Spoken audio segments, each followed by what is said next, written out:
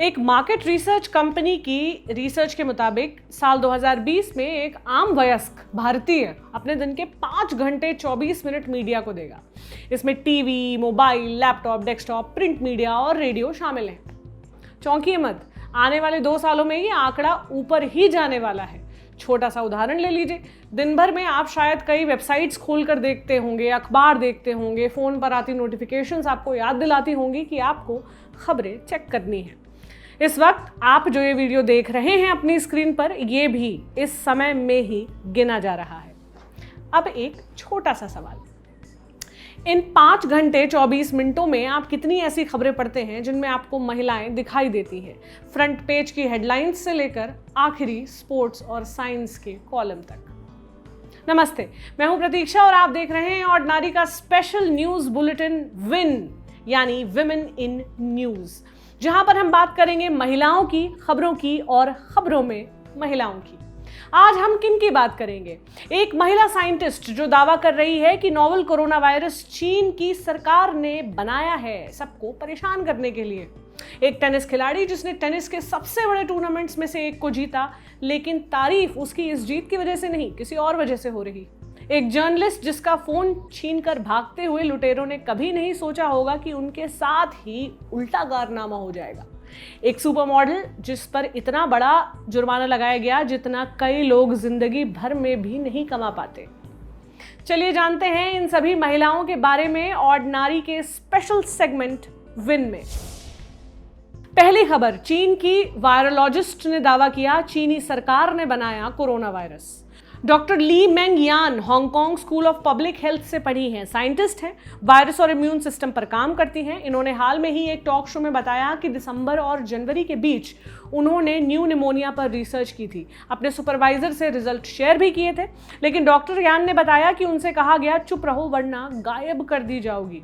Doctor यान चीन छोड़ चुकी हैं। उन्होंने एक सीक्रेट लोकेशन से इस टॉक शो में भाग लिया। उन्होंने कहा कि उनके पास सारे साइंटिफिक सबूत हैं अपनी बात साबित करने के लिए। इन्हें जल्द ही पब्लिश किया जाएगा।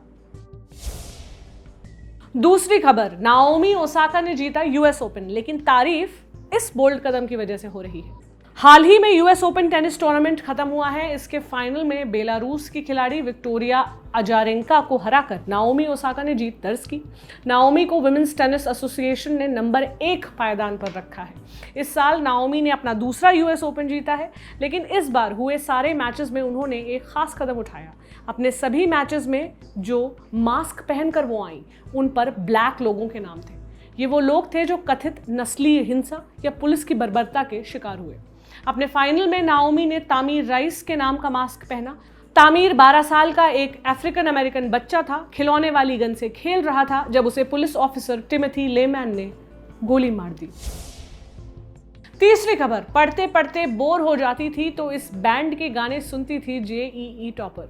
झारखंड स्टेट में जेईई एग्जाम टॉप करने वाली अनुष्का 12 से 14 घंटे पढ़ाई करती थी। जागरण में छपी रिपोर्ट के अनुसार अनुष्का 10वीं में 98.8% नंबर लाइन थी। अनुष्का ने जिला लेवल पर भी टॉप किया था जेईई मेंस में। इस बार 99.97 परसेंटाइल नंबर्स के साथ लड़कियों के ग्रुप में टॉप कर गई हैं। लेकिन इतनी सारी पढ़ाई के बीच जब दिमाग का दही हो जाता था तो मूड ठीक करने के लिए कोरियन बैंड बीटीएस के गाने सुनती थी। ये बॉय बैंड कोरिया का भले हो, लेकिन पूरी दुनिया में अब इनके फॉलोअर्स करोड़ों की संख्या में हैं। इनके फैंस खुद को बीटीएस आर्मी कहते हैं।